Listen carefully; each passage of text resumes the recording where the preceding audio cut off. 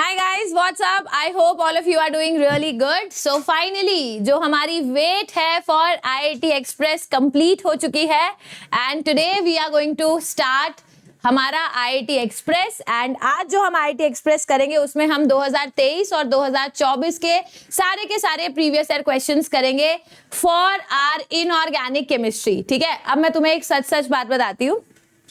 जब मैं आपके सारे के सारे क्वेश्चंस को पहले तो मैंने क्या किया 2023 और 24 के जितने भी हमारे क्वेश्चंस आए थे उन सबको मैंने इकट्ठा किया. उसके बाद जब इनऑर्गेनिक अलग करी, ऑर्गेनिक अलग करी और फिजिकल अलग करी, और जब मैं इनऑर्गेनिक के सारे क्वेश्चंस को स्कैन कर रही थी, बिलीव नहीं करोगे, जब मैं क्वेश्चन सॉल्व कर रही थी आई वाज लाइक यार अगर ऐसे क्वेश्चंस आते हैं पेपर में तो फिर बच्चे क्यों रोते हैं कि मैम टफ है टफ है टफ है.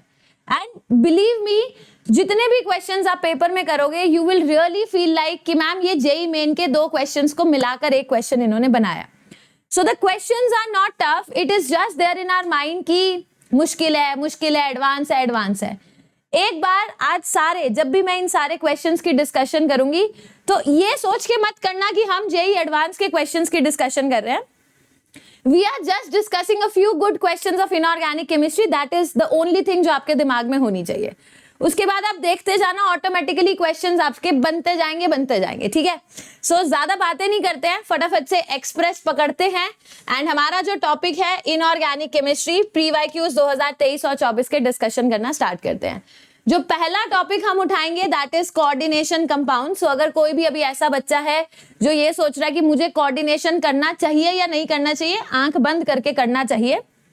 एटलीस्ट जो बेसिक्स है कोऑर्डिनेशन के, जैसे वीबीटी हो गया, सीएफटी हो गया, E and effective atomic number हो गया, ये कुछ बेसिक चीजें आपको डेफिनेटली करनी चाहिए. सो let's get started with the questions. The question is there on your computer screen. सोच समझ के क्वेश्चन को हम अटेम्प्ट करेंगे विदाउट थिंकिंग कि ये जेई एडवांस का प्रीवियस ईयर क्वेश्चन है. कह रहे match the electronic configurations in list 1 with appropriate metal complexes ion in list 2 and choose the correct options. यहां पर हमारे पास एटॉमिक नंबर गिवन है, यहां पर हमारे पास कॉन्फ़िगरेशन गिवन है, यहां पर हमारे पास मेटल के कुछ कॉम्प्लेक्सेस गिवन है. और ऐसे क्वेश्चन चाहे 2023 हो चाहे 2024 हो, there were wide spread of these questions. Match the following करना भी नहीं होता क्योंकि ऑप्शंस इन्होंने दे रखे होते हैं. So let's get started with the very first complex which is FeH2O whole 6 2 positive. तो सबसे पहले मैंने देखा सेंट्रल मेटल आयन कौन है, मेरा आयन. आयन की इलेक्ट्रॉनिक कॉन्फ़िगरेशन क्या होती है, 3d6 4s2. अगर Fe+2 में है तो 4s2 हमारा हट गया, तो मेरे पास बचा क्या, 3d6 1 2 3 4 5 6 बन गया. अब क्योंकि मुझे पता है हमारे को आयन का कोऑर्डिनेशन नंबर क्या चाहिए, 6. I need 6 as the coordination number. तो मेरे पास दो पॉसिबिलिटीज हैं, या तो मुझे sp3d2 बनाना चाहिए या मुझे d2sp3 बनाना चाहिए. बट सिंस हमारे पास वाटर है which is a weak field ligand, और अगर वाटर वीक फील्ड लिगेंड है तो क्या वो कोई पेयरिंग करेगा, वो कोई पेयरिंग नहीं करेगा. अगर वो कोई पेयरिंग नहीं करेगा, अगर वाटर ने कोई पेयरिंग नहीं करी तो होगा क्या, जो हमारी हाइब्रिडाइजेशन है वो क्या आएगी, it will come out to be sp3d2.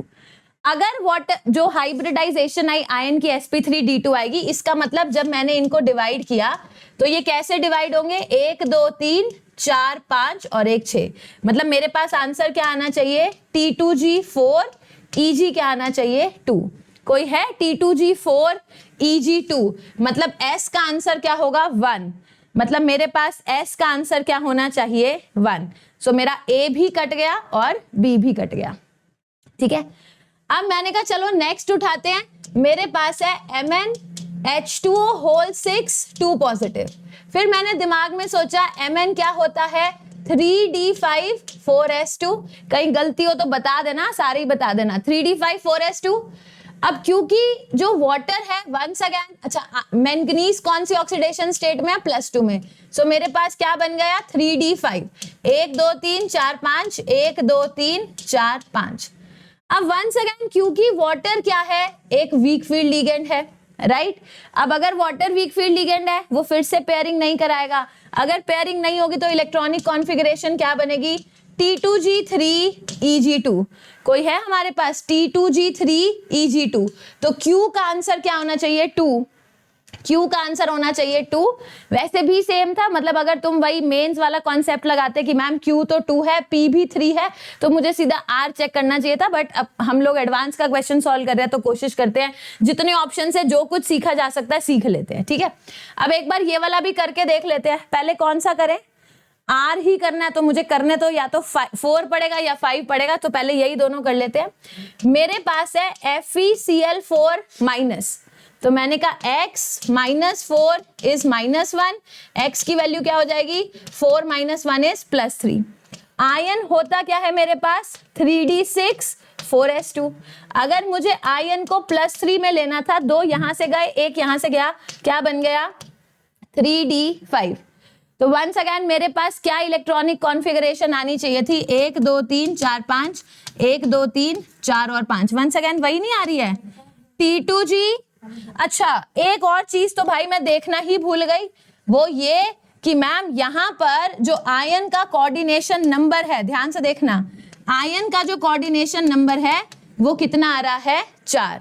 अगर आयन का कोऑर्डिनेशन नंबर 4 है तो मेरे 2 नीचे होने चाहिए और 3 क्या होने चाहिए ऊपर। 2 नीचे 3 ऊपर और कोऑर्डिनेशन, और मेरे को भरने कितने इलेक्ट्रॉन है 5, 1 2 3 4 5। तो मेरे पास क्या आएगा E में 2 और T2 में कितना आएगा 3। कोई है E2 T2 3, मतलब R का आंसर क्या होना चाहिए 4, R का आंसर क्या होना चाहिए 4। सो जो मेरा करेक्ट ऑप्शन मैच खाएगा that is option number D। So D was the correct answer for your question. अब इस क्वेश्चन को अगर मैं ऐसे टाइटल लगा दूं कि ये जेईई एडवांस का सवाल है तो दिखने में डर लगेगा, but the question has got nothing to do with advance. चुपचाप से 4 ऑप्शंस दे रखे थे, उनकी हमें जो इलेक्ट्रॉनिक कॉन्फ़िगरेशन है T2 और EG की टर्म्स में वो निकालनी थी। सो डू नॉट थिंक कि क्वेश्चन एडवांस के हैं तो टफ ही होंगे, सिंपल नॉर्मल सोचोगे आराम से क्वेश्चंस बन जाएंगे। Next question once again is there on your computer screen, don't think कि इट इज जेईई एडवांस का प्रीवियस ईयर क्वेश्चन। कह रहा है द कॉम्प्लेक्स और complexes which can exhibit the type of isomerism which is shown by PT_NH3 whole twice Br2। मेरे पास एक complex दे रखा है, क्या है कॉम्प्लेक्स PT_NH3 whole twice, और मेरे पास क्या दे रखा है Br2। मतलब वो मुझसे ये बोल रहा है इनमें से कौन से ऐसे कॉम्प्लेक्स या कॉम्प्लेक्सेस हैं जो सेम आइसोमेरिज्म शो करेंगे, same type of isomerism show करेंगे as it is shown by the given compound. अब इतना तो मुझे याद आ रहा है कि प्लैटिनम का कोऑर्डिनेशन नंबर कितना है 4, और जब जब platinum exist with a coordination number 4, मेरे दिमाग में क्लियर है कि it exist as a square planar complex. अगर ये स्क्वायर प्लेनर कॉम्प्लेक्स की तरह एग्जिस्ट करेगा एंड इट इज Ma2B2, इतना मुझे श्योर है कि हो सकता है दोनों अमोनिया हमारे सेम साइड पर आ जाएं, दोनों Br हमारे सेम साइड पर आ जाएं, और ये भी पॉसिबिलिटी है कि दोनों अमोनिया हमारे ऑपोजिट साइड पर आ जाएं और Br ऑपोजिट साइड पे आ जाए। So what is this type of isomerism known as? This type of isomerism is known as cis trans isomerism। अब मुझे देखना ये है इनमें से A B C D, it's a multi correct question, इनमें से कौन ऐसे हैं जो सिस ट्रांस शो करेंगे। जब भी आप जेईई एडवांस के क्वेश्चन सॉल्व करो, once you are there at option number 1, तो आपको पूरा फोकस ऑप्शन 1 पे रखना है। Do not think about B C D। Multi correct यहीं पे बच्चे के गलत होते हैं, क्योंकि A करते वक्त वो B C D के बारे में सोच रहा होता है। So once you are doing A, it has to be A, it should not be about B C D की कहानी चल रही है। फिर से प्लैटिनम का कॉम्प्लेक्स है, it is in the centre.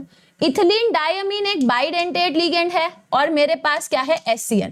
अब ये तो श्योर है ना कि इथिलीन डायमीन एक ही जगह पे रहेगा, वो 180 पे तो रह नहीं सकता, तो क्या ये सिस ट्रांस शो करेगा? नहीं करेगा। देन वी हैव Zn, और मेरे पास है NH3 होल ट्वाइस Cl2। अब मैं अगर बड़े ध्यान से देखूं, x + 0 - 2 = 0, x की वैल्यू कितनी +2। मेरे पास जिंक होता क्या है, इट इज 3d10 4s2। अगर जिंक +2 की बात करूंगी it will be just 3d10, और अगर इसका 3d पूरा भरा हुआ है 1 2 3 4 5 6 7 8 9 10, मतलब there is no possibility of being the square planar complex. तो जब ये स्क्वायर प्लेनर है ही नहीं, ये है क्या? टेट्राहेड्रल। अगर ये टेट्राहेड्रल है तो टेट्राहेड्रल में तो चारों ही जो बॉन्ड्स होती हैं, जो बॉन्ड एंगल होता है, सेम होता है। Once again there is no possibility of cis trans. फिर मैं ऑप्शन नंबर सी पे गई, मेरे पास प्लैटिनम है, परफेक्ट। कोऑर्डिनेशन नंबर कितना दिखाई दे रहा है हमें? 6। तो ये तो क्वाइट पॉसिबल है कि एक बार दोनों अमोनिया हमारे ऑपोजिट साइड पर आ जाए, एक बार दोनों अमोनिया हमारे सेम साइड पर आ जाए। तो क्या यहाँ पर सिस ट्रांस हो रहा है? हो रहा है। अब ये मत कहना यहाँ तो कोऑर्डिनेशन नंबर 4 था, यहाँ कोऑर्डिनेशन नंबर 6 है, तो सिस ट्रांस कैसे? उसने लिखा था which exhibit the same type of isomerism. So this was also cis trans, this is also cis trans isomerism. तो सी तो मेरा आंसर होगा। Next is chromium. क्रोमियम को मैंने सेंटर में रखा। कोऑर्डिनेशन नंबर मुझे क्लियरली 4, 5 और एक 6 दिखाई दे रहा है। अब मेरे पास इथिलीन डायमीन तो फॉर श्योर यहाँ पर ही रहेगा। हो सकता है मेरा वाटर इधर आ जाए और हो सकता है SO4 इधर आ जाए। क्या कोई और पॉसिबिलिटी है? ये भी तो पॉसिबिलिटी है कि दो इथिलीन डायमीन एक दूसरे से ऑपोजिट आ जाए, वाटर इधर आ जाए और SO4 इधर आ जाए। तो क्या यहाँ पर भी सिस ट्रांस नजर आ रहा है? आ रहा है। So the correct answer for this question has to be option number C and option number D. Divide and rule हमेशा यूज किया करो। इट इज नॉट अबाउट कि एडवांस है तो टफ ही पूछेगा। अब मेरे ख्याल से अगर आपने जेई मेन के भी प्रीवियस ईयर क्वेश्चंस किए हैं, the level of the questions that you did in JEE Mains is equivalent to the level of question they have asked in JEE Advance. So I hope this question is also clear. Moving on to the next question. दिखने में बड़ा unique सा question है, language बड़ी unique सी है, but let's see कि question में है क्या। कह रहे हैं अमंग द फॉलोइंग ऑप्शंस, मेरे पास 4 ऑप्शंस दे रखे हैं। Select the option in which each complex in set 1 shows geometrical isomerism. मतलब सेट 1 में हर कॉम्प्लेक्स, सेट 1 में देखो दो कॉम्प्लेक्सेस दे रखे हैं। सेट 1 का हर कॉम्प्लेक्स GI शो करना चाहिए। पहले मैंने कहा पहले तो यही चेक कर लेते हैं, क्या ये GI शो करेगा? NiCO4 इज sp3 हाइब्रिडाइज्ड, ये टेट्राहेड्रल है, देयर इज नो पॉइंट कि इट विल शो GI। तो ऑप्शन ए तो कट गया। COEN NH3 whole twice Cl2, एक बार करके देखना। मतलब मेरे पास कोबाल्ट है, एक इथिलीन डायमीन इधर आएगा। अब हो सकता है मेरे पास दोनों अमोनिया एक दूसरे से ऑपोजिट आ जाएं, और ये भी तो हो सकता है ना कि दोनों अमोनिया एक दूसरे के साथ साथ आ जाएं, है ना। ये भी हम कर सकते हैं, दोनों ammonia are on the opposite side, दोनों ammonia are on the same side. तो ये तो GI शो करेगा। क्या ये GI शो करेगा? पैलेडियम Cl2 और 2 हमारे पास ट्राइफिनाइल फॉस्फीन लगे हुए हैं, और हमें ये तो याद है कि चाहे प्लैटिनम के कॉम्प्लेक्सेस बनाओ या पैलेडियम के कॉम्प्लेक्सेस बनाओ, अगर आपका कोऑर्डिनेशन नंबर 4 है तो definitely they will show square planar. अगर स्क्वायर प्लेनर शो करेगा तो ये हमारा जो GI है वो शो कर सकता है। तो ये हो सकता है ऑप्शन। फिर है CONH3 whole thrice NO2 whole thrice, ये MA3B3 वाला, वो भी तो GI का ही पार्ट होता है। So this can show GI, यही लिखा था ना, both will show GI। COEN whole twice Cl whole twice, ये भी तो वही कॉम्प्लेक्स बनेगा। हो सकता है दोनों Cl ऑपोजिट साइड पे आ जाएं, हो सकता है दोनों Cl हमारे सेम साइड पे आ जाएं। तो यहां पर भी दोनों कॉम्प्लेक्सेस GI शो कर सकते हैं। फिर अगला देखो, CrNH3 होल 5 Cl, मतलब chromium in the centre, 5 ammonia और 1 Cl। अब 1 Cl को तो मैं किसी भी पोजीशन पे रखूं, देयर इज नो पॉइंट कि इट विल शो GI। तो ना तो मेरा आंसर डी है ना मेरा आंसर ए है। I am still confused about B and C. कह रहा है and the 2 complexes in set 2 are ionisation isomers of each other. अब पूरा क्वेश्चन ध्यान से देखो। कह रहा है सेट 2 में जो 2 कॉम्प्लेक्सेस हैं वो दोनों एक दूसरे के आयोनाइजेशन आइसोमर्स होने चाहिए। When we say ionization isomers, मतलब जब आप उस कॉम्प्लेक्स को पानी में डालेंगे तो अलग अलग आयंस आने चाहिए। अब अगर मैं लॉजिक देखूं, ये बन रहा है CuNH3 होल 6, ये बन रहा है CrCN6, ये बन रहा है CrNH3 एंड COCN6। तो जब ये आयोनाइज हो रहे हैं, ऐसा तो है नहीं ना कि ये आयोनाइज होने पे मेरे को दो, मतलब जैसे आयोनाइजेशन में जनरली होता क्या है, ये कोबाल्ट है, इसमें 5 अमोनिया लगे हुए हैं और Cl और SO4 है। आयोनाइजेशन में क्या होता है, one of the ligands come inside and the other ligands goes outside. तो ये हो गया हमारा ionisation. These two will be ionisation isomers of each other. So जो करेक्ट आंसर आना चाहिए for the question has to be option number C. टुकड़े में क्वेश्चन को करो जिस तरीके से मैंने क्वेश्चन पढ़ा, देख सकते हो। पहले ये पढ़ा, ये लाइन पढ़ी और सिर्फ सेट नंबर 1 तक फोकस किया। I didn't even read the question completely. क्यों? क्योंकि मुझे दिख रहा था सेट 1 के बेसिस पे 4 में से अगर 2 एलिमिनेट होते हैं तो डेफिनेटली मैं उनको एलिमिनेट करूंगी। तो इसी अप्रोच से क्वेश्चन करा करो, तोड़ो क्वेश्चन को, टुकड़े में तोड़ो। कोई भी चीज जो तुमने नहीं पढ़ी है वो पेपर वाला नहीं पूछेगा। Moving on to the next question, very beautiful question. ढंग से ये इंटीजर न्यूमेरिकल वाला क्वेश्चन करेंगे। कह रहे मेरे पास एक है VCO whole 5, VCO whole 6, vanadium का कार्बोनिल के साथ कॉम्प्लेक्स है VCO होल 6। फिर दे रखा है मेरे पास CrCO whole 5, okay. Then we have copper CO whole thrice, then we have MnCO whole 5, फिर मेरे पास है FeCO होल 5 और मेरे पास क्या दे रखा है, कोबाल्ट का CO होल थ्राइस पे 3 माइनस है and then we have CrCO whole 4 पे 4 माइनस है एंड एक हमें दे रखा है IrCO होल थ्राइस।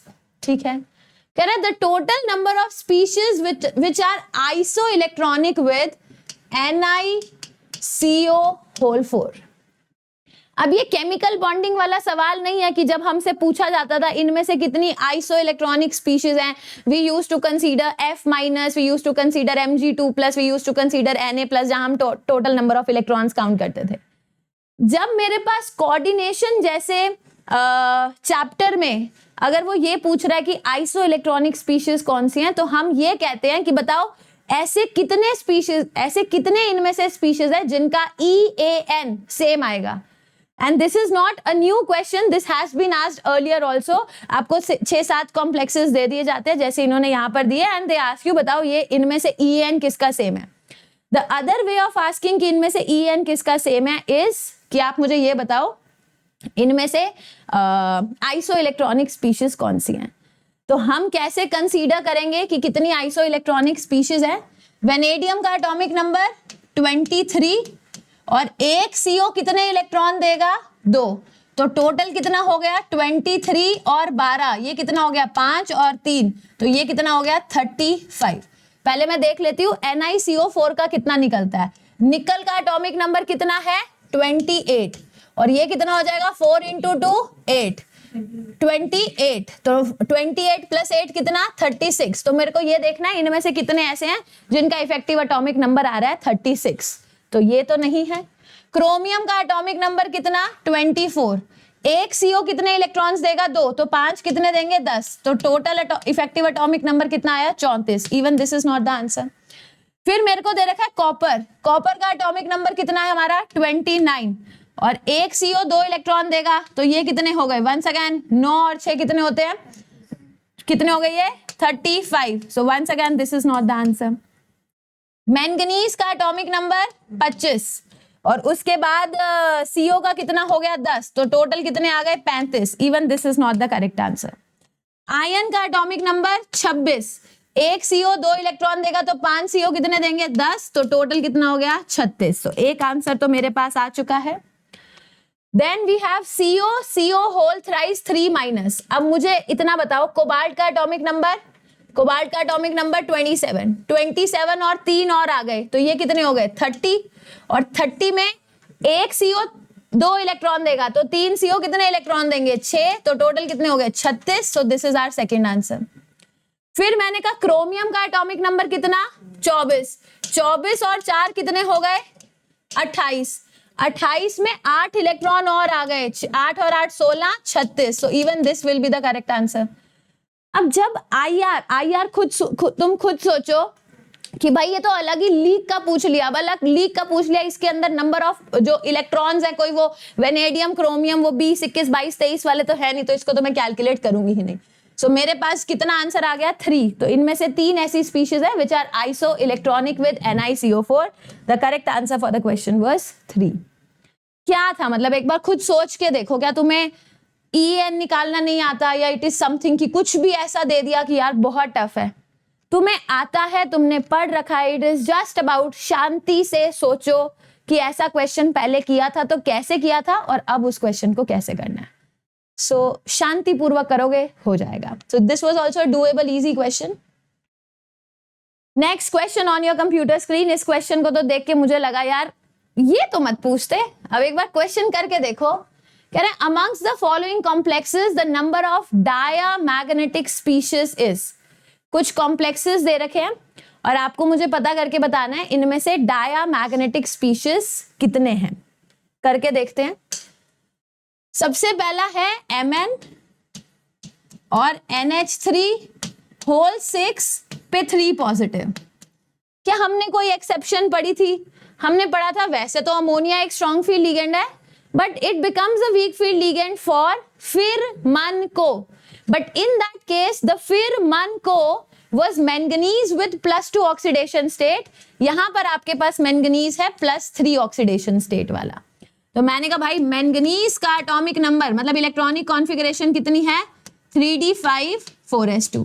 अगर मुझे मैंगनीज +3 में चाहिए, 2 यहां से गया 1 यहां से गया, कितना बन गया 3d4।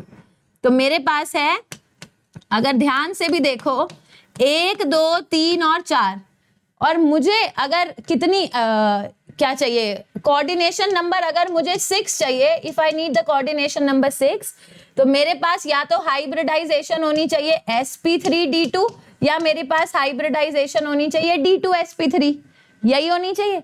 तो अगर मुझे d2sp3 भी चाहिए तो हद हद मुझे एक ही इलेक्ट्रॉन को पेयर कराना है ना, मैं बाकियों को क्यों पेयर कराने लगी।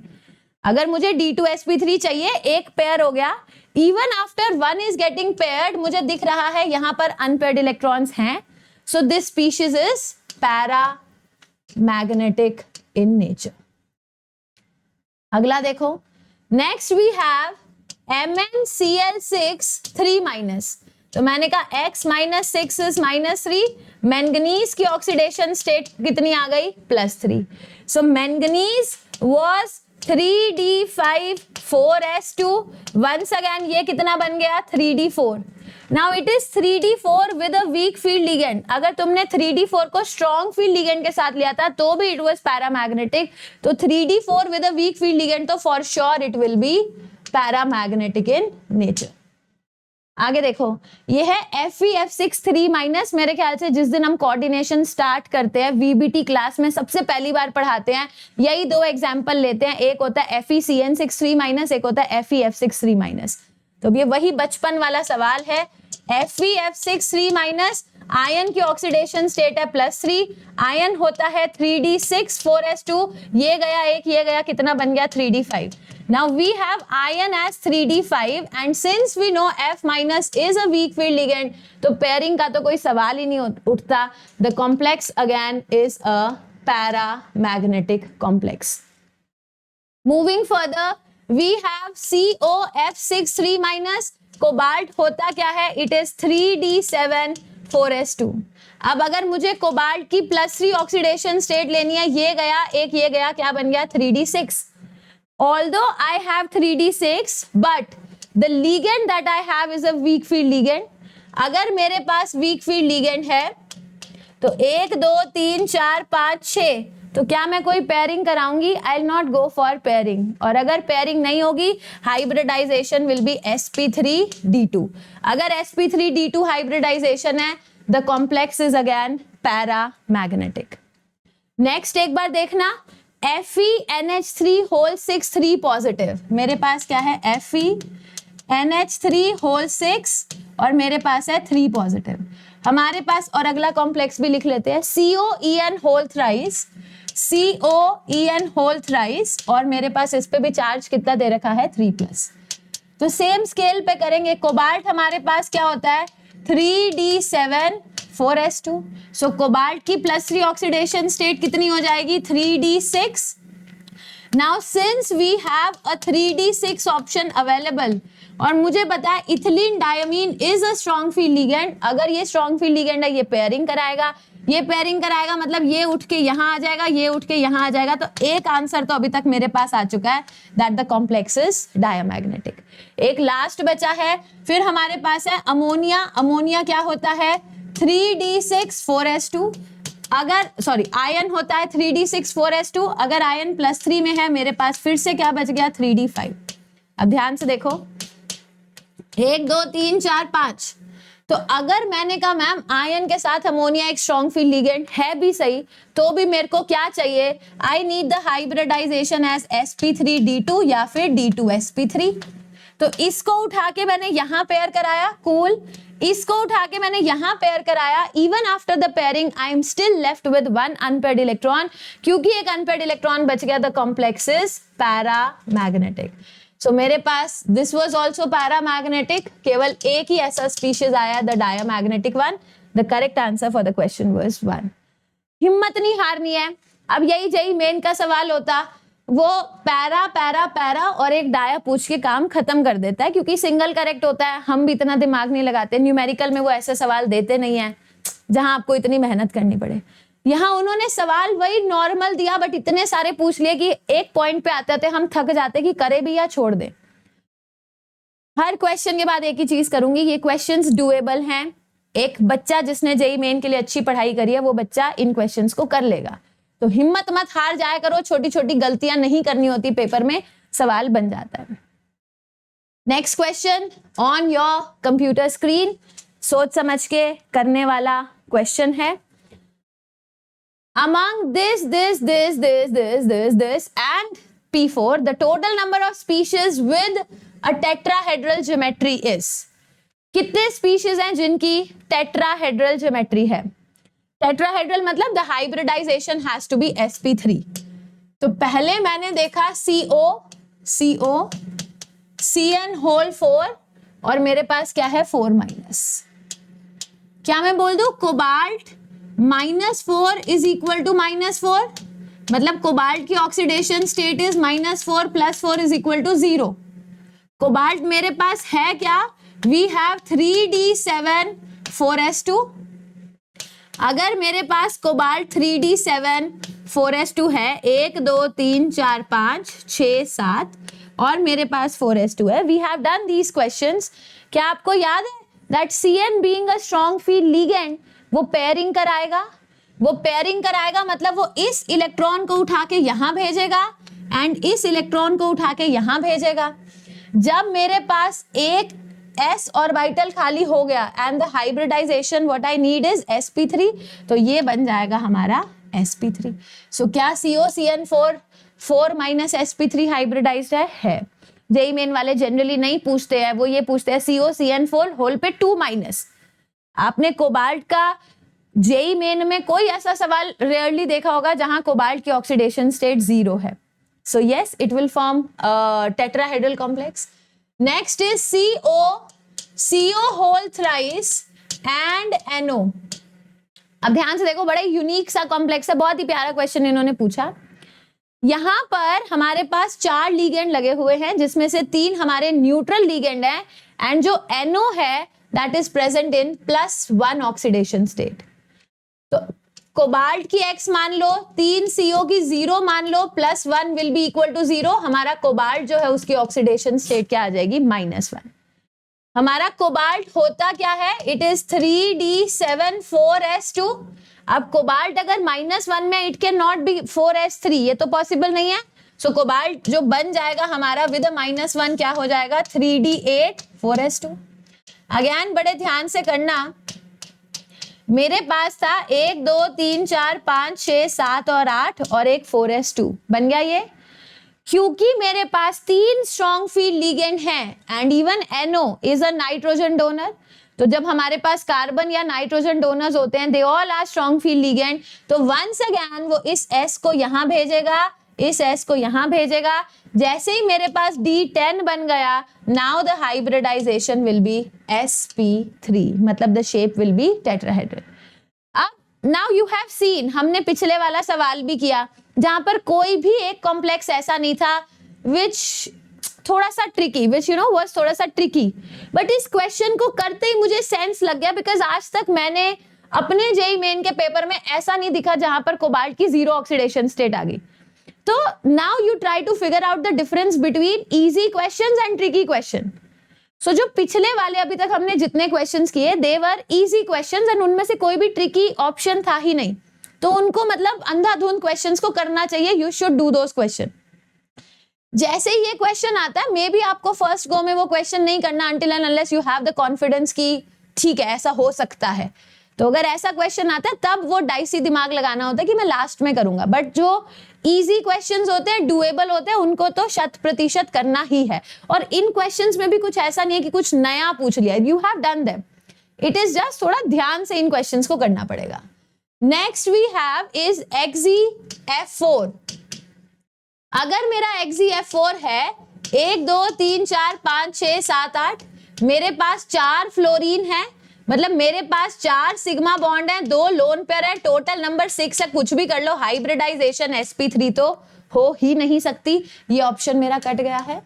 Next we have PCl4 positive. अब मैं बताती हूँ, जिस साल ये पेपर पूछा गया, ठीक है, एडवांस का पेपर बहुत जल्दी बाहर आ जाता है. बाहर आने के बाद कई बच्चों को उस साल ये रियलाइज हुआ कि अरे ma'am it was PCl4 positive, हमने उसको PtCl4 पॉजिटिव पढ़ा था. एंड ये चीज कई बच्चों के साथ हुई है.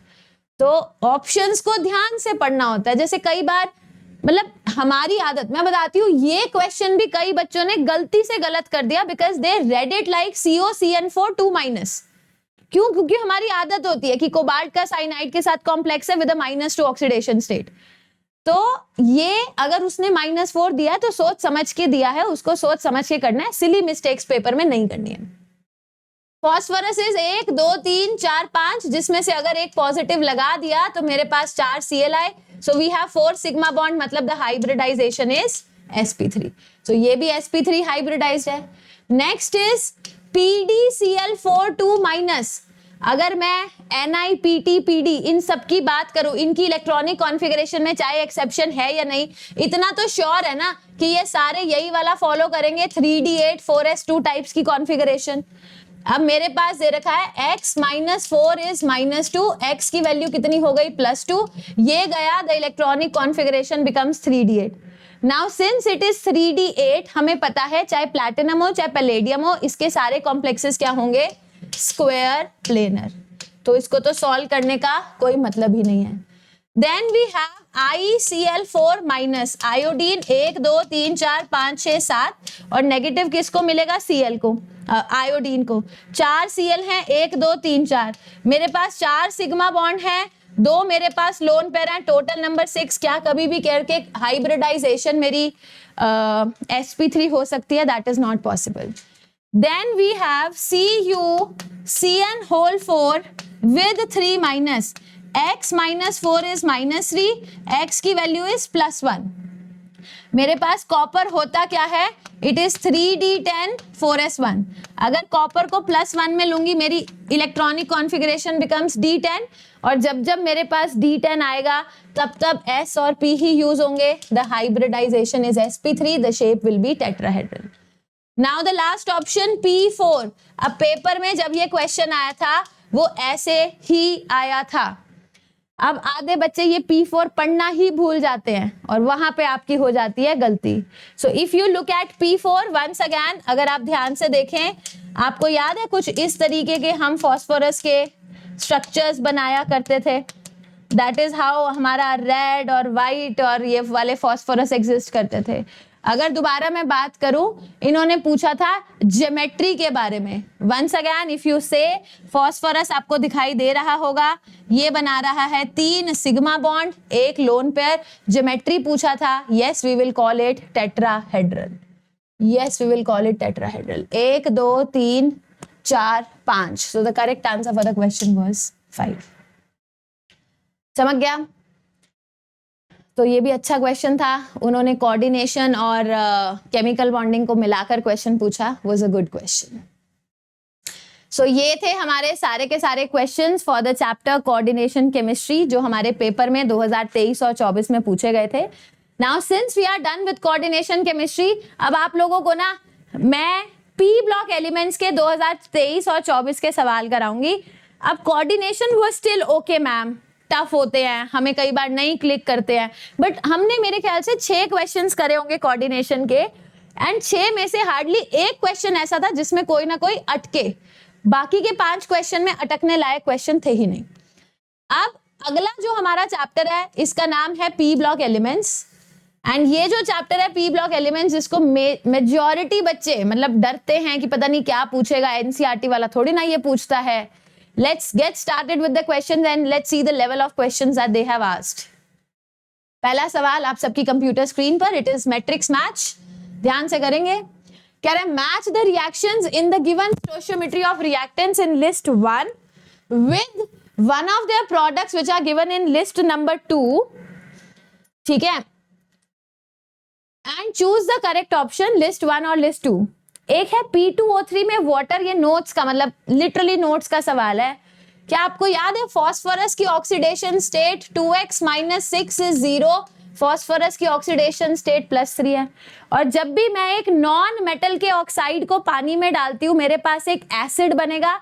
Now the acid that we will get will have the same oxidation state. इनमें से कोई है जिसमें ऑक्सीडेशन स्टेट फॉस्फोरस की +3 है, H3PO3. सो इतना तो श्योर है कि P का आंसर 2 आना चाहिए. मेरे 2 ऑप्शंस बिल्कुल बच्चों की तरह जो जेई मेंस के सवाल होते हैं वैसे एलिमिनेट हो गए. फिर है P4 + NaOH + वाटर. अगर याद हो तो ये सवाल रिडॉक्स में भी सिखाया जाता है एंड पी ब्लॉक में भी सिखाया जाता है कि जो नॉन मेटल होते हैं वो बेसिक मीडियम में डिस्प्रपोर्शनेट करते हैं.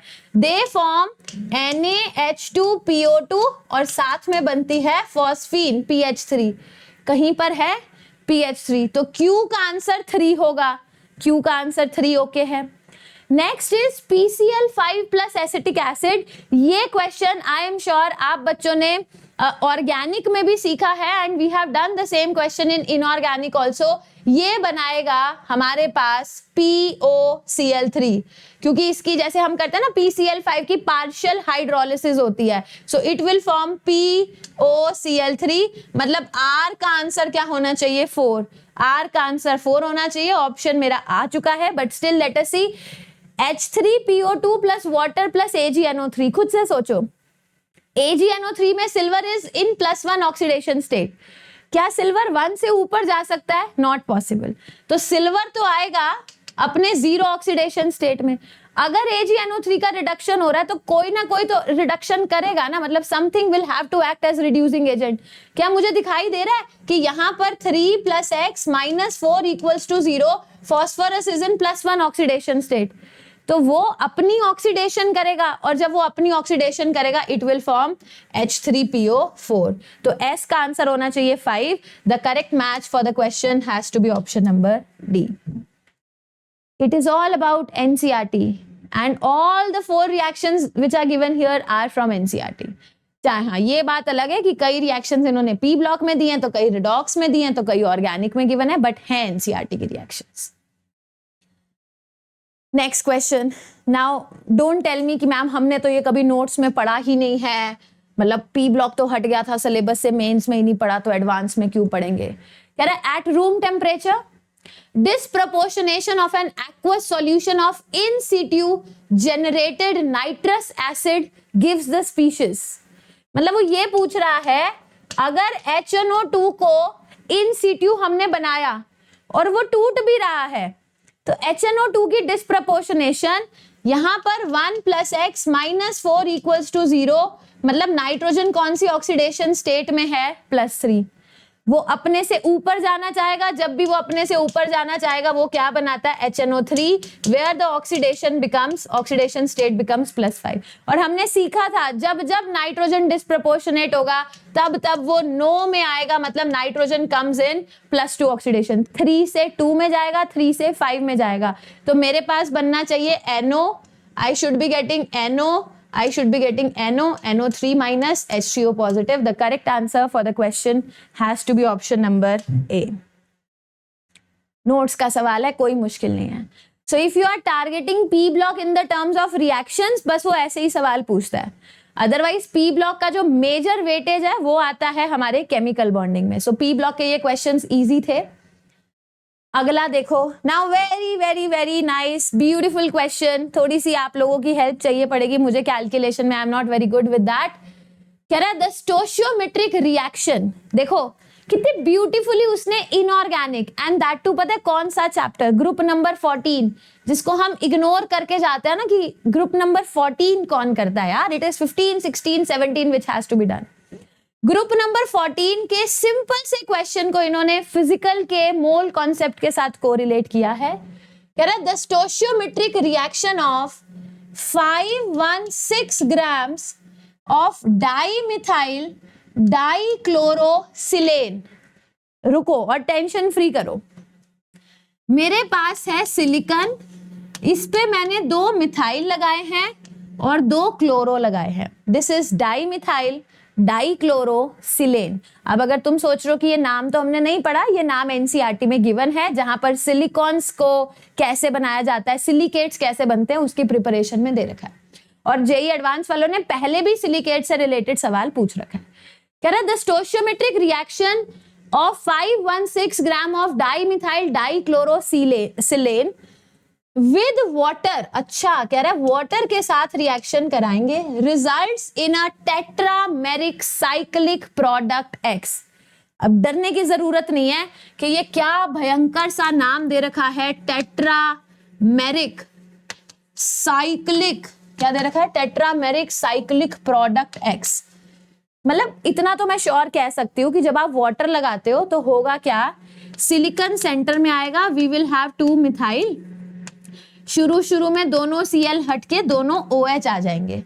अब क्योंकि उसने कहा है कि टेट्रामेरिक स्ट्रक्चर बनेगा तो मैं इतना तो बोल सकती हूँ, नाउ सिलिकॉन 1 2 3 4, और हर सिलिकॉन पे 2 मिथाइल तो हमारे फिक्स है, 1 2, यहाँ 3 4 और ये 5 और ये 6 और ये 7 एंड ये 8।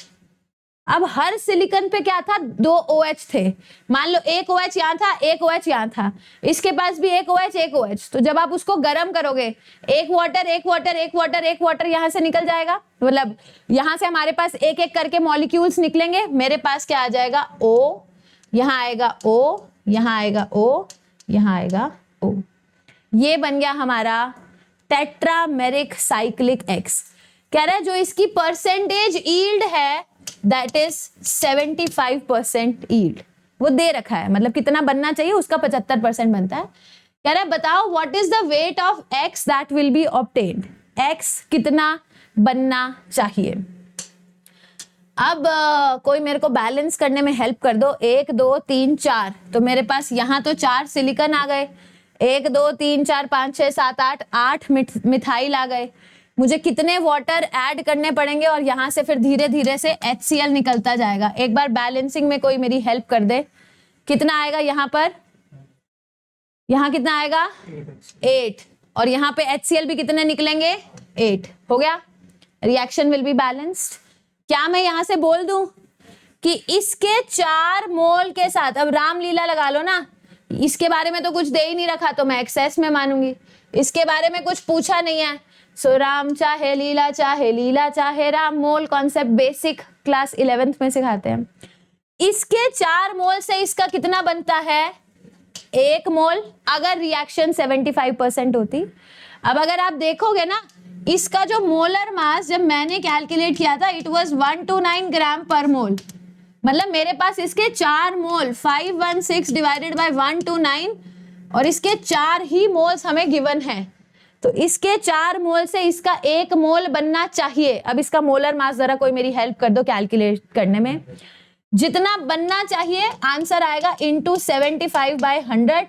आई सॉल्व्ड इट और शायद मेरा आंसर 222 आ रहा था, if I am not wrong, you guys can check, आ रहा है। So 222, what is the molar mass of the compound that you are getting, ये यहाँ पे एक बार मुझे बता देना। 296, ये मैंने किया था, मेरी कैलकुलेशन अच्छी नहीं है, ठीक है, कुछ नहीं था, it was basic mole concept. ये 75% यील्ड वाला तो हर बच्चा कर सकता है, कोई बड़ी बात नहीं है, ठीक है। बैलेंसिंग हर बच्चा कर सकता है, कोई बहुत ही महान काम हमने नहीं किया। बस मैंने इतना किया कि अगर मैंने ग्रुप नंबर 14 में थोड़ा सा भी टाइम स्पेंड किया था और मुझे पता है कि सिलिकेट्स कैसे बनते हैं, ये एनसीईआरटी की रिएक्शन है, उन्होंने बस एक ही चीज कर रखी है कि मिथाइल की जगह आर ग्रुप दे रखे हैं और फिर उन्होंने बोला था कि चेन सिलिकेट्स कैसे बनते हैं, शीट सिलिकेट्स कैसे बनते हैं, सिलिकॉन्स कैसे बनते हैं। They have given everything in NCERT.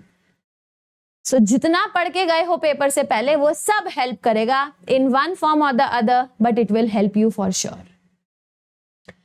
So core P block element से रिलेटेड इतने ही सवाल थे हमारे पास 2023 और 24 में। Now the next chapter that is chemical bonding. So the most high weighted chapter, दो ही हमारे चैप्टर्स है जिनकी वेटेज सबसे ज्यादा है, उसमें से भी कोऑर्डिनेशन केमिस्ट्री की वेटेज सुपर इंपॉर्टेंट है, आपने देख ही लिया। Now the questions are that we will be doing are from the chapter chemical bonding. बस यहाँ पे स्वीट सी चीज ये है कि केमिकल बॉन्डिंग के जो क्वेश्चंस होते हैं वो कई बुक्स केमिकल बॉन्डिंग के ना दे करके पी ब्लॉक एलिमेंट्स के कंसीडर करते हैं। So without wasting even a single minute, let's get started with the question. दिखने में ब्लर हो सकता है क्योंकि पेपर में भी ऐसा इन्होंने पूछा था। कह रहा the correct molecular orbital diagram for F2 molecule in the ground state. मैं गलती बताती हूँ, बच्चे ने पढ़ा MOT बताना है F2 का, फटाफट से आंसर करना शुरू कर देता है। भाई देख तो लो, उसने ग्राउंड स्टेट पूछा है या फर्स्ट एक्साइटेड स्टेट पूछा है, पूरा क्वेश्चन पढ़ो। अब मुझे याद है वैसे तो सिग्मा 1 है, सिग्मा स्टार 1 है, सिग्मा 2 है, सिग्मा स्टार 2 है, सिग्मा 2pz, पाई 2px, pi 2py, pi star sigma star. यही होना चाहिए, याद आ रहा है, ये होना चाहिए। बट जितने भी हमारे छोटे छोटे हमारे मॉलिक्यूल्स होते हैं जैसे B2, C2, N2, O2, उनके लिए B2, C2, N2, Li2, इन सब के लिए हम sp मिक्सिंग कराते हैं। जब जब sp मिक्सिंग होगी, सिग्मा 1 है सिग्मा स्टार, सिग्मा 2 है sigma star, pi 2px, pi 2py, sigma 2pz, pi star and then we get sigma star. अब क्या F2 के अंदर याद है O2, F2, Ne2 के अंदर हमारे पास sp मिक्सिंग नहीं होती, होती है sp मिक्सिंग? नहीं होती। अगर we do not have any sp mixing तो मेरा यही वाला करेक्ट ऑप्शन आना चाहिए, सिग्मा 1 है सिग्मा स्टार। अब ध्यान से देख लेना, इन्होंने 2s वाला दे रखा है, 2s दे रखा है। मतलब ये जो 1 सिग्मा स्टार है वो बस ये कह रहा है कि जब 2s मिलेंगे तो एक सिग्मा बनेगा, एक सिग्मा स्टार बनेगा।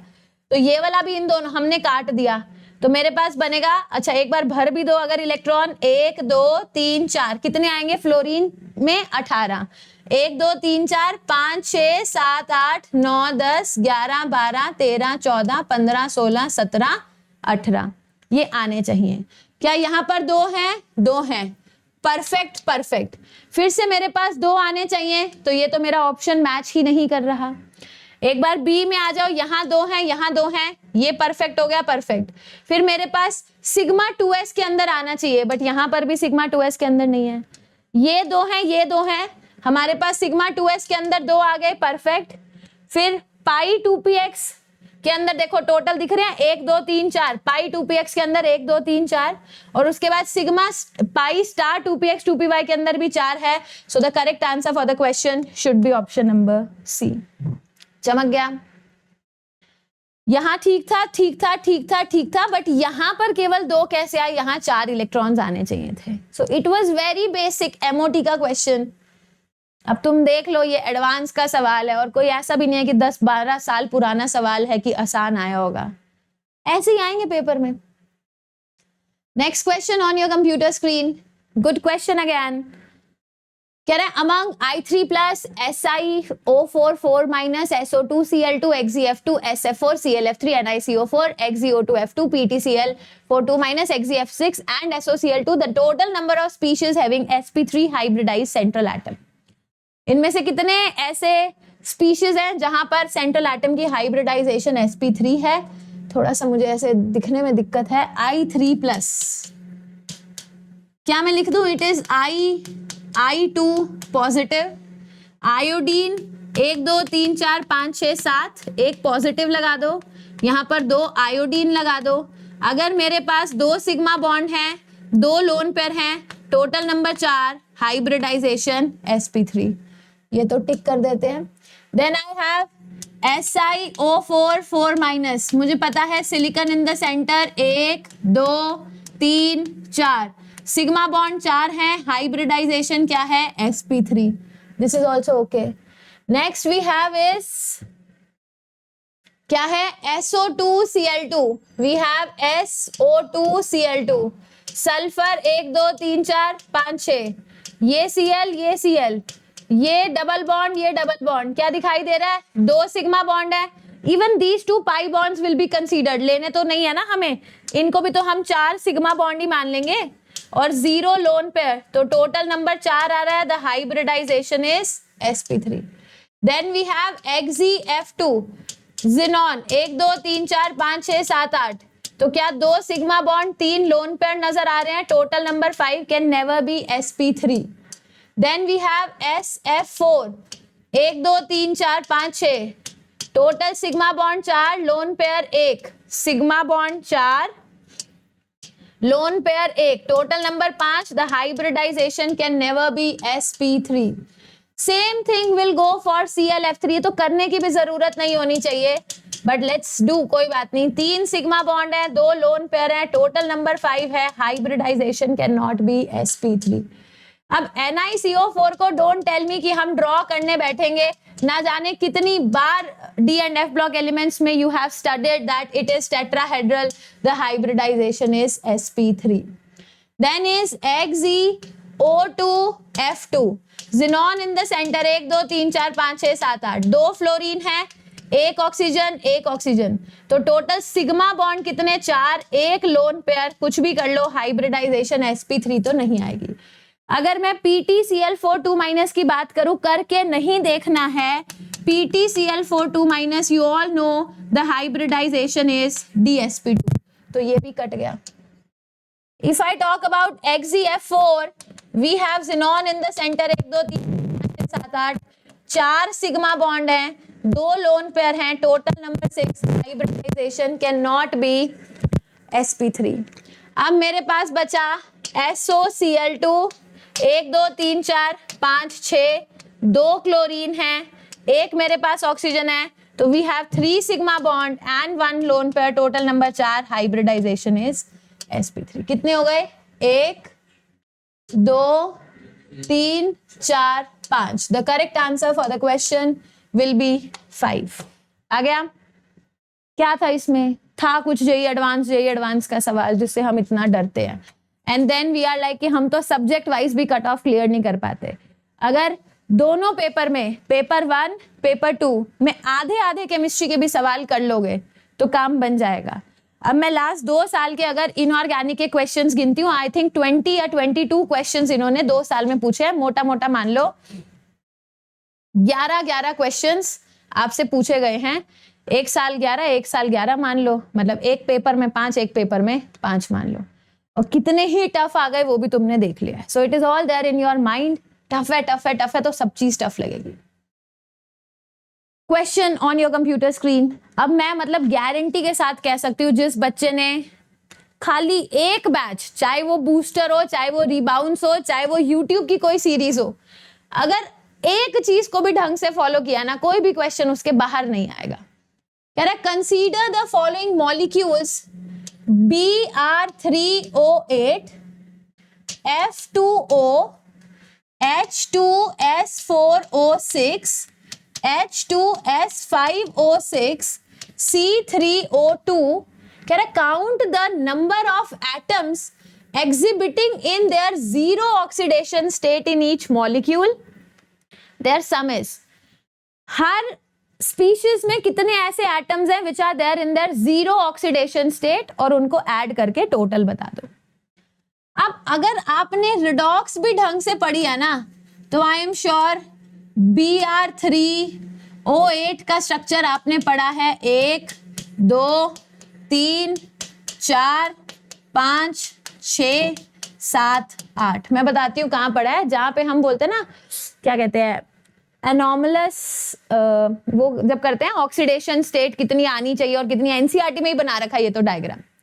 तो इफ यू काउंट कि ब्रोमीन की ऑक्सीडेशन स्टेट हमारे पास कितनी है, इसको तोड़ेंगे -2 तो ऑक्सीजन को तो -2 ले लेती हूँ, ये टूटेगा 2 2 4 और 2 6, ये टूटेगा 0 0, तो इसकी ऑक्सीडेशन स्टेट है 6।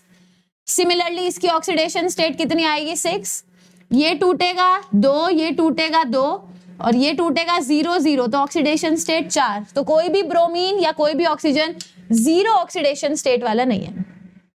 Now we have F2O. Fluorine has to be in -1, oxygen has to be in +2. None of the element is in 0 oxidation state.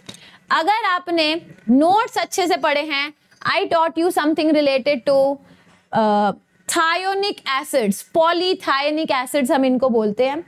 So these are these types of acid, अगर करके देखो 2 + 4x - 12 = 0, 4x की value 10 है, x की value 2.5 है, which is less than the maximum oxidation state of sulphur. तो इतना sure हो जाता है कि सल्फर और सल्फर के बीच में सिंगल बॉन्ड होगा। 4 सल्फर है, 1 2 3 4 सल्फर, और हमें पता है sulphur 2 double 2 single 2 double 2 single बनाता है। 6 ऑक्सीजन है, 1 2 3 4 5 6। हाइड्रोजन कितने हैं? 2, 1 और 1 2। कुछ भी कर लो, if you want to do कि ये तोड़ेंगे, ये -2 जाएगा, ये -2 जाएगा, ऑक्सीजन आर -2 एवरीवेयर। इसको तोड़ना 2 2 4 और 2 6 और 0, the oxidation state of sulphur is +6।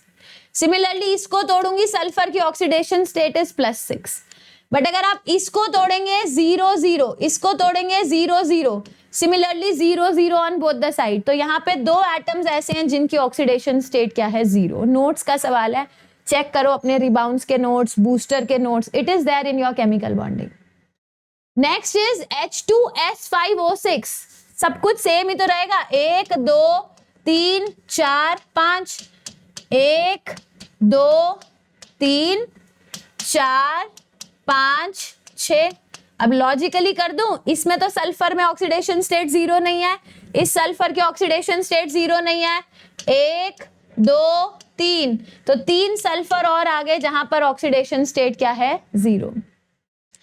C3O2 जिसको कार्बन सबऑक्साइड बोलते हैं, इसको तोड़ो -2, इसको तोड़ो +2, इसको तोड़ो 0 0, इसको तोड़ो 0 0, इसको तोड़ो +2 -2। Neither this nor this nor this nor this, but there is one carbon here with 0 oxidation state, so the total number has to be 6 is the correct answer for the question. And I promise you at this point of time, चाहे तुम मानो या ना मानो, ये सारे के सारे स्ट्रक्चर्स तुम्हारे नोट्स में हैं। मैं ये नहीं बोल रही हूँ कि मेरे नोट्स में, तुमने जहां से भी पढ़ाई करी है, अगर एक पर्टिकुलर चीज को तुमने फॉलो किया है, I can give you this guarantee कि ये इजी होते हैं यार, ये कराए जाते हैं। ऐसा नहीं है कि ये पहली बार तुम देख रहे होगे, अगर आज क्वेश्चन में देखा है तो कर लोगे, डरो मत। Next question, now you yourself decide क्या ये एडवांस का क्वेश्चन है या मेंस का क्वेश्चन है। It's a multi correct question, decide करो यार। The compounds having peroxide linkage, OO bond किस किस में होगा? 2 + 2x - 14 इज 0, 2x की वैल्यू 12, x की वैल्यू +6। अगर ऑक्सीडेशन स्टेट मैक्सिमम आती है, we have SOS bond and not SOOS bond. 2 + 2x - 16 = 0, 2x की वैल्यू 14, x की value +7, which is greater than max, it has to have a peroxide linkage. 2 + 2x - 10 = 0, 2x की value 8, x की value +4। कहां से हमारे पास, जब ऑक्सीडेशन स्टेट मैक्सिमम से कम है तो किस बात का peroxide bond? 2 + x - 10 = 0, oxidation state +8, which is greater than the maximum oxidation state. S double bond O, we have OH, OOH. The correct answer for the question has to be option number B and D. Don't tell me कि ये आता नहीं है। Next question. Now you see कि किस level के questions इन्होंने पूछे और किस लेवल का डर तुम अपने साथ पेपर में लेकर जाते हो, थिंकिंग दैट कि एडवांस का पेपर है। The options in which at least 3 molecules follow octet rule. अब ल्यूइस ऑक्टेट रूल तो सबने पढ़ा, मतलब 10th के बच्चे को भी ल्यूइस ऑक्टेट रूल पढ़ाया जाता है. कह रहा है इनमें से कितने ऐसे ऑप्शन है जहां पर एटलीस्ट 3 मॉलिक्यूल्स का ऑक्टेट रूल सेटिस्फाइड है. CO2 ऑक्टेट कंप्लीट है कार्बन का, ट्रू. इथीन बचपन में सिखाया गया था, कार्बन का ऑक्टेट कंप्लीट है, true. NO we know is an odd electron species, तो इसको क्यों कंसीडर करना. But if I consider HCl 1 2 3 4 5 6 7 8, इसका ऑक्टेट कंप्लीट है, ए ऑप्शन तो होगा ही होगा. Now you draw the structure of NO2, it is an odd electron species, I will not consider. O3 की अगर मैं, O3 भी ठीक है, इसको 2 मिनट के लिए छोड़ो. H2SO4 तो ऑक्टेट एक्सपैंडेड स्ट्रक्चर बनाता है, यू नो. सल्फर ऐसे ऐसे बनाएगा तो हमारे पास बनेंगे 2 2 4 5 6 7 8 9 10 11 12, तो बी ऑप्शन तो नहीं है. BCl3 मुझे पता है ऑक्टेट इनकम्प्लीट है. NO is also octet incomplete, NO2 is octet incomplete, तो ये तो नहीं है. CO2 octet complete है, perfect. BCl3 octet complete है, no.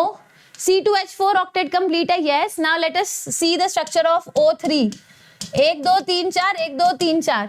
उसके बाद ऑक्सीजन क्या बनाएगा, कोऑर्डिनेट बॉन्ड बनाएगा. अब अगर ध्यान से देखो, we draw it like this. यही ड्रॉ करते हैं ना, इसके पास ये बचा, ये बना. अब ध्यान से देखना, 2 2 4 5 6 7 8, 2 2 4 5 6 7 8, 1 2 3 4 5 6 7 8, मतलब इसका भी ऑक्टेट कंप्लीट है. So this is also true. The correct answer for the question has to be A and D. Lewis dot structure का सवाल पूछा यार, Lewis dot structure. Next question on your computer screen. Based upon VSEPR model, match the xenon compounds which are given in list 1 with the corresponding geometries and the number of lone pairs of xenon given in list 2. geometry के साथ match करना है, ध्यान से करना. XeF2, Xe 1 2 3 4 5 6 7 8, 2 fluorine आ गए हैं, तो मुझे दिखा 2 sigma bond, 3 lone pair, total number 5. It has to be 1 2 3 4 5. Lone pair कितने हो गए हमारे, 3. Do we have 3 lone pair, do we have 3 lone pair. क्या मुझे दिखाई दे रहा है, ज्योमेट्री तो ट्राइगोनल बाय पिरामिडल है, सही. So P has to match with 5, P has to match with 5. Cut गया. XeF4 1 2 3 4 5 6 7 8, 1 2 3 4, 4 sigma bond, 2 lone pair, total number 6.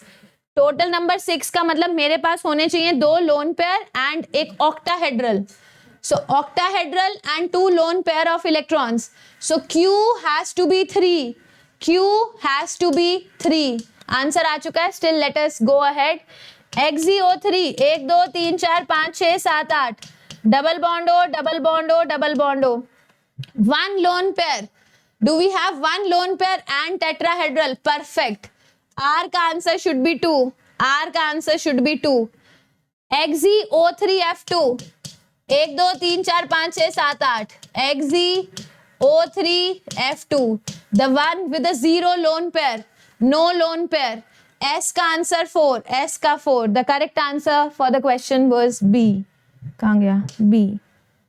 Now don't tell me कि मैंने सवाल इधर से उधर कर दिया. भाई यही सवाल है, एडवांस की वेबसाइट पे आर्काइव में जाके वहां पे दे रखा है, वहीं से चेपे मैंने. भाई मैंने थोड़ी ना अपनी पसंद के बनाए.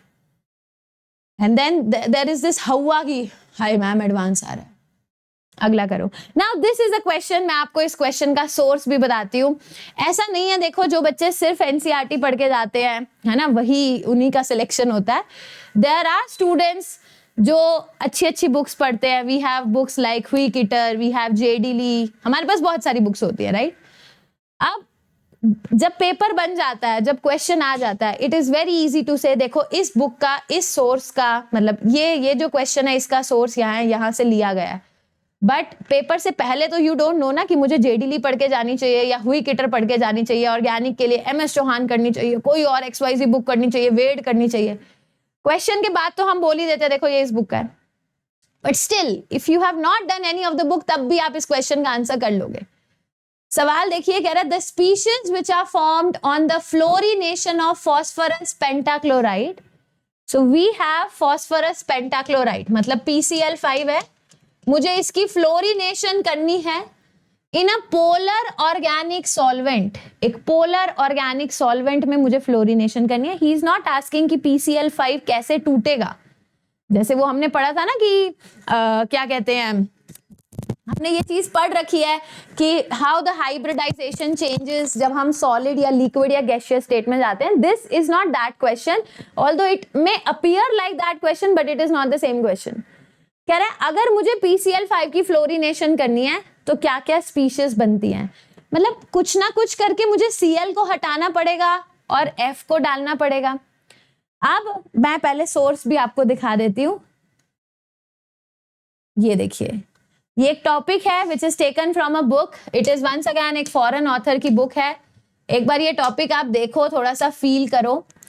तो और देखो, मतलब ऐसा भी नहीं होता कि if you have read these books तो फॉर श्योर आंसर निकल जाएगा. इट इज ऑल लॉजिक जो आप यूज करते हैं. टॉपिक दे रखा है बुक में फॉस्फोरस पेंटाहेलाइड्स मतलब PCl5, PBr5, PF5 के बारे में.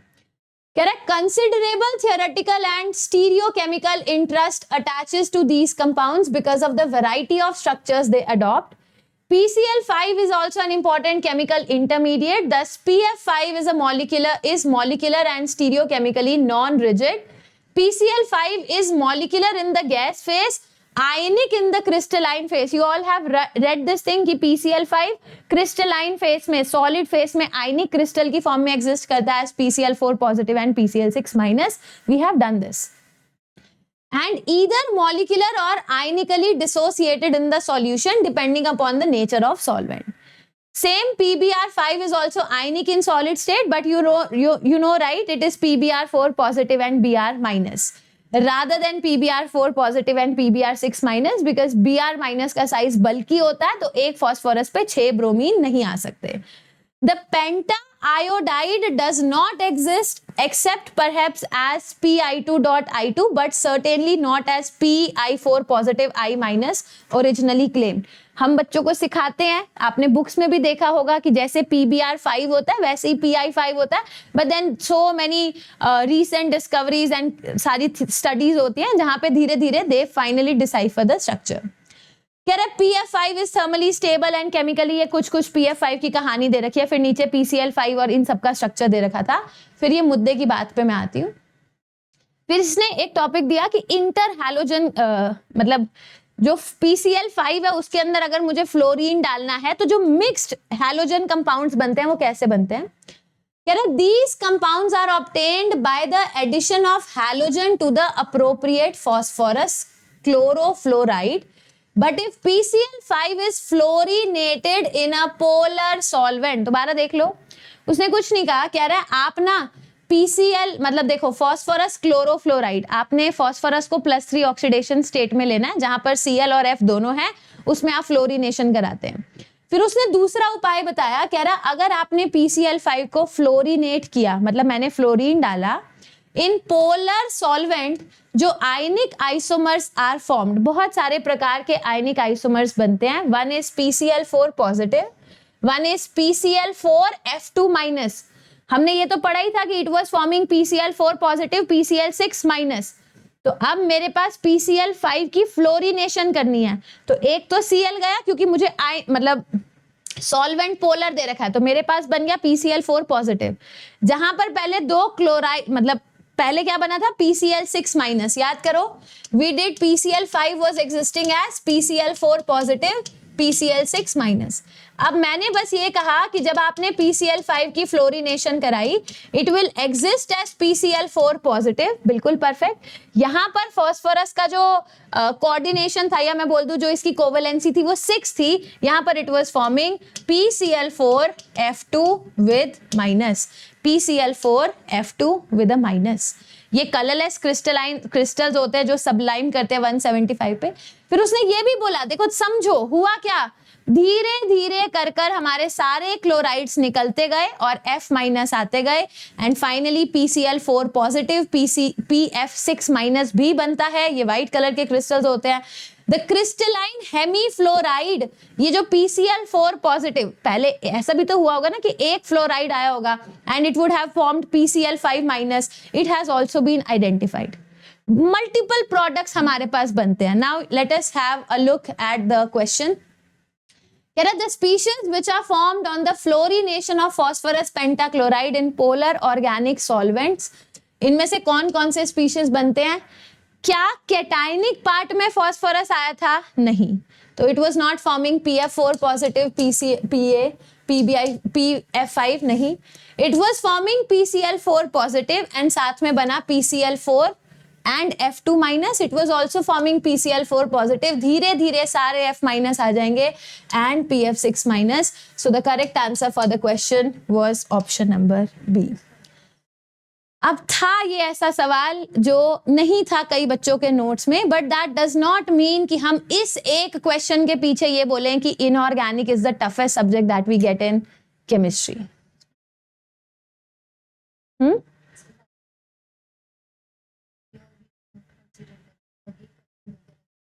आई विल चेक देन।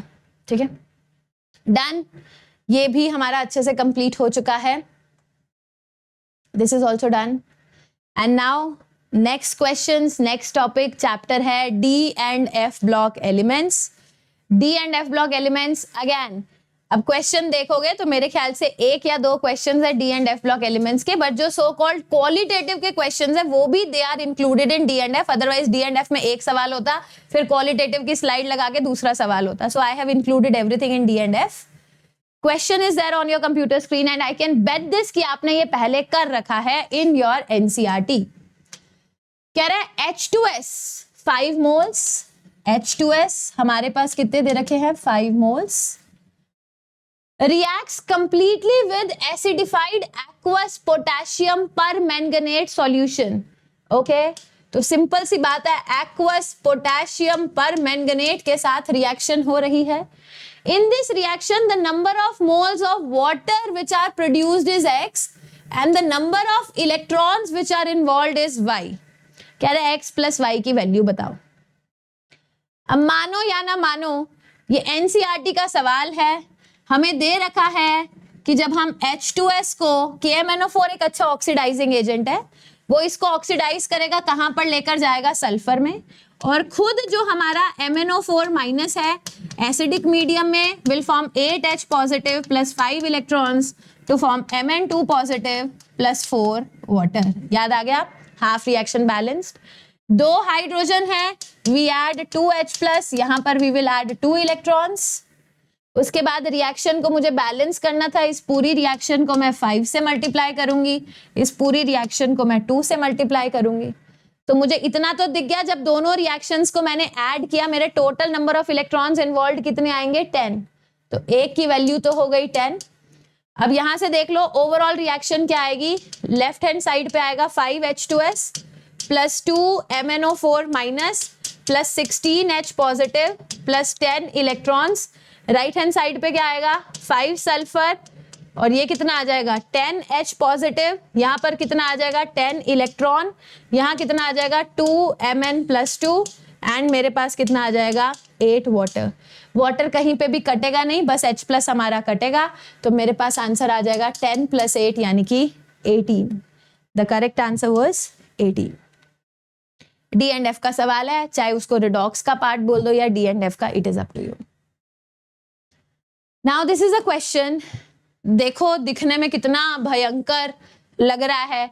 चलो ये तो इनऑर्गेनिक की बात है जो जल्दी हो जाती है, ऑर्गेनिक के भी ये क्वेश्चंस पूछते ऐसे हैं डब्बों में डाल डाल के, बेचारा मतलब बच्चा ही डर जाए कि क्या दे दिया।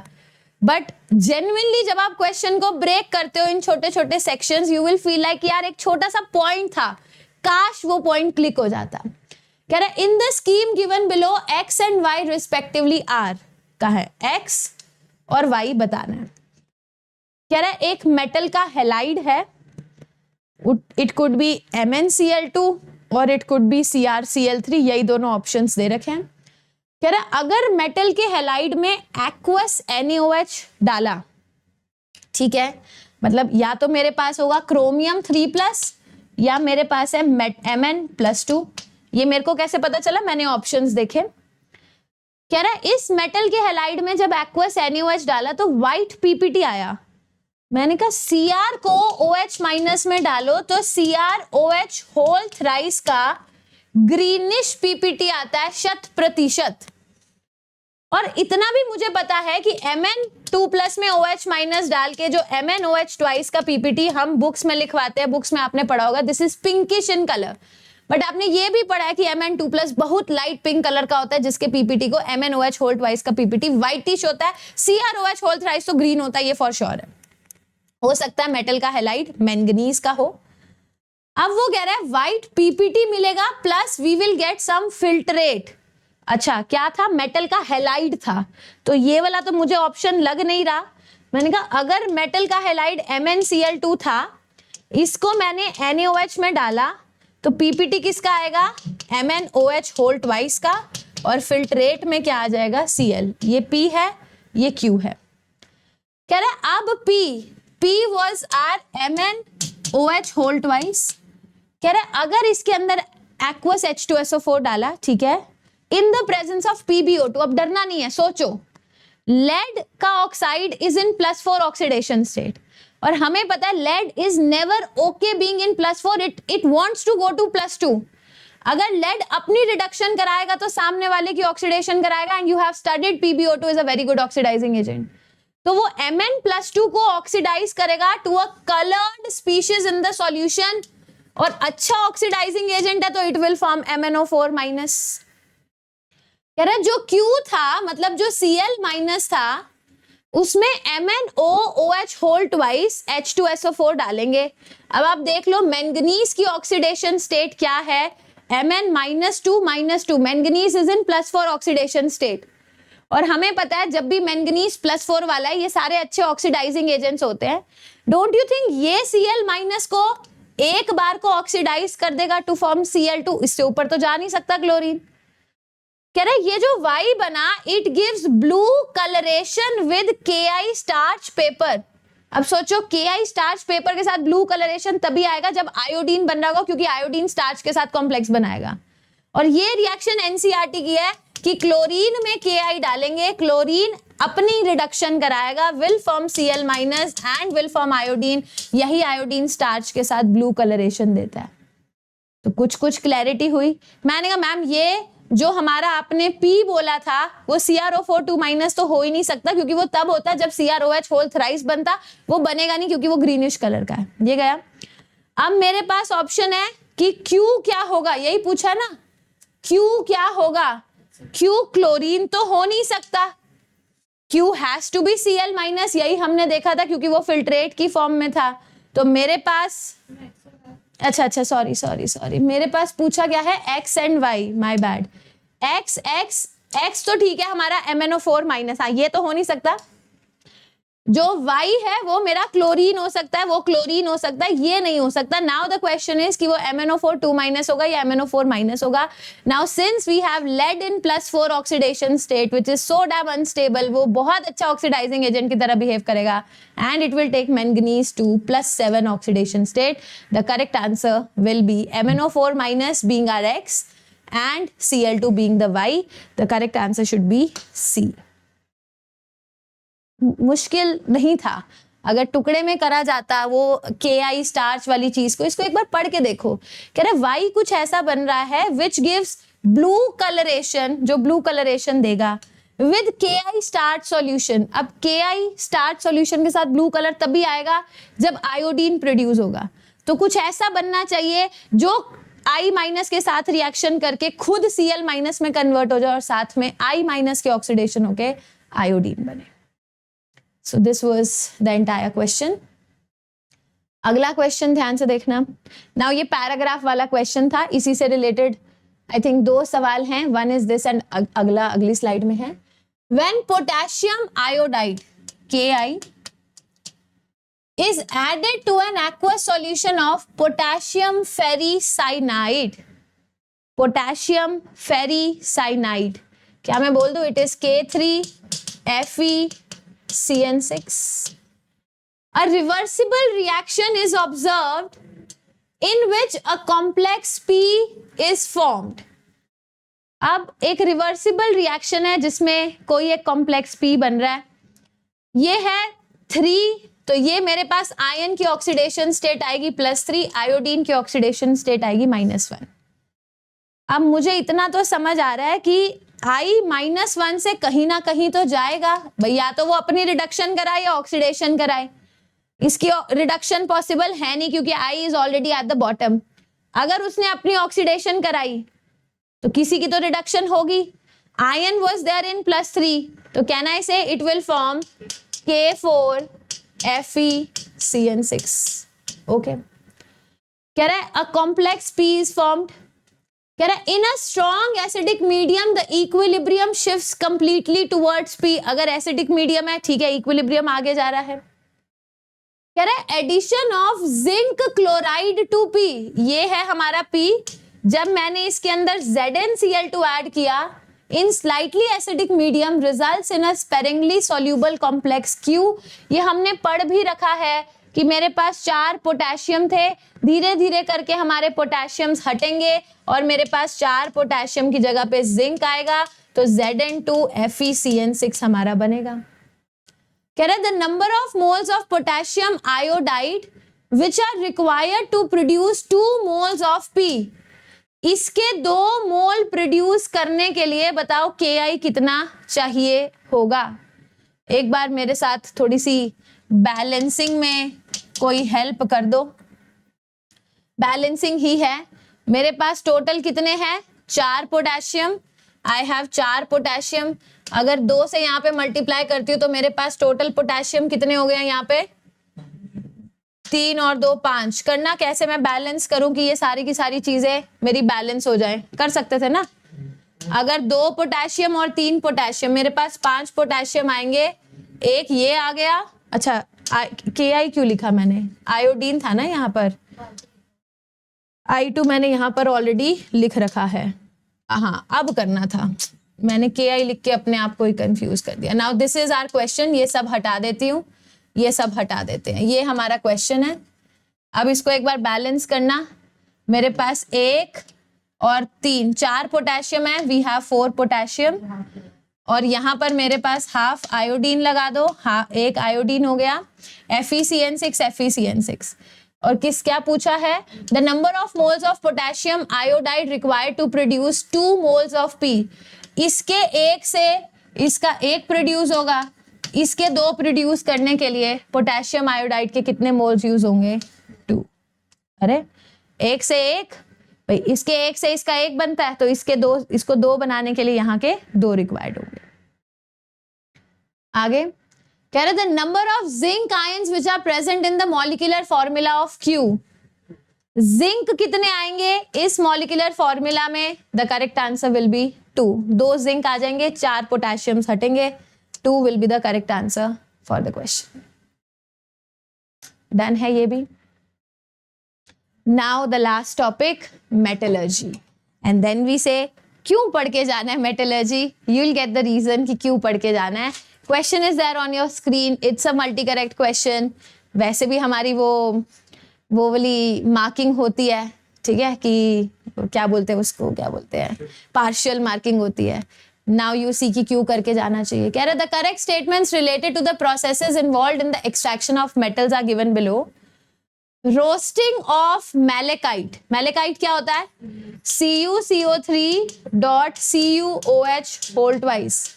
इसको जब गरम करेंगे, वैसे तो जब आप इसको गरम करते हैं आप सिर्फ गरम करेंगे, एयर देने की जरूरत ही नहीं है, मगर स्टिल हमें पता है ये क्या बनाना चाहिए, copper is there in +2, it will remain in +2 क्योंकि आपने ऑलरेडी ऑक्सीडेशन कर मतलब एयर दे रखी है, तो CuO बनेगा, CO2 बनेगा, वाटर बनेगा। कह रहे roasting of malachite produces cuprite. अगर याद हो तो क्यूपराइट का फॉर्मूला होता था Cu2O एंड नॉट CuO, क्योंकि एयर की प्रेजेंस में काम कर रहे हो यू गेट CuO, तो ए गलत है। कह रहे कैल्सिनेशन ऑफ कैलेमाइन, कैलेमाइन याद है, जिंक कार्बोनेट इज कैलेमाइन। इसको गर्म करते हैं, मेरे पास बनेगा ZnO + CO2। कह रहे इट प्रोड्यूसेस जिंकाइट, जिंकाइट का यही फॉर्मूला होता है ZnO। NCERT की लाइन दे रखी है। कह रहे कॉपर पायराइट क्या होता है, CuFeS2। Is heated with silica, SiO2 के साथ कराते हैं heat, in a reverberatory furnace to remove iron. ये लाइन पूरी की पूरी एनसीईआरटी की, अगर आपने एनसीईआरटी पढ़ी है, होता क्या है, ये मेरे पास Cu2s, मतलब it's a mixed ore of iron and copper, तो मेरे पास Cu2s बनता है। साथ में कई बार मेरे पास FeS रह जाता है, जिसको हम कॉपर मैटे बोलते हैं, एंड कुछ iron is converted to FeO, वो FeO SiO2 के साथ रिएक्शन करके FeSiO3 की फॉर्म में निकलता है। तो कह रहे हैं कॉपर पायराइट को सिलिका के साथ इसीलिए गर्म करते हैं, so that ion is removed in the form of slag. सही है। impure silver is treated with aqueous KCN in the presence of oxygen followed by reduction with zinc metal। कुछ याद है हमारे पास AgCN2 माइनस बना करता था, उसके बाद हम इसके अंदर जिंक डालते थे, जिंक सिल्वर को भी डिस्प्लेस कर देता था और क्या बनाता था, ZnCN4 2 माइनस, और साथ में सिल्वर अलग हो जाता था। So even this statement is correct. So the correct answer for the question has to be BCD। और कोई ऐसा मेटलर्जी का सवाल इन्होंने लास्ट कई सालों में नहीं पूछा जो एकदम आउट ऑफ द बॉक्स आए हो। Majorly they ask you to study metallurgy from NCERT, इससे ज्यादा वो डिमांड ही नहीं करते। So that is it. ये थे हमारे इनऑर्गेनिक केमिस्ट्री के 2023 और 24 के सारे एडवांस के प्रीवियस ईयर क्वेश्चंस जो हमने डिस्कस करे हैं। So I think I have discuss a total of 21 और 22 questions, I am not sure, and in 22 questions में से एक दो या 3 क्वेश्चंस आप निकाल दो विच वर टफ, एंड ये भी 2 साल के हैं, तो एक साल में एक क्वेश्चन ऐसा आएगा जो टफ होगा। तो मेरे ख्याल से जो बाकी आसान आ रहे हैं, एक टफ के नाम पे बाकियों को बदनाम नहीं करना चाहिए। So there will be tough questions, but then the target should be clear in your mind कि मैं कौन सा 100% केमिस्ट्री सॉल्व करके आऊंगा। आपको टारगेट तो यही करना है ना कि मेरा 50 से 60% पेपर हो जाना चाहिए, whether it is chemistry, physics और मैथ्स, और वो 50 से 60% होने लायक सवाल आज हमने करे हैं। ठीक है, so that is it for the session IIT express for inorganic chemistry. Now you have to stay tuned so that we discuss the other chunk which is waiting for you, जब हम डिस्कस करेंगे JEE advance IIT express के organic chemistry के questions. ठीक है, so thank you so much, I will be meeting you soon in the next class.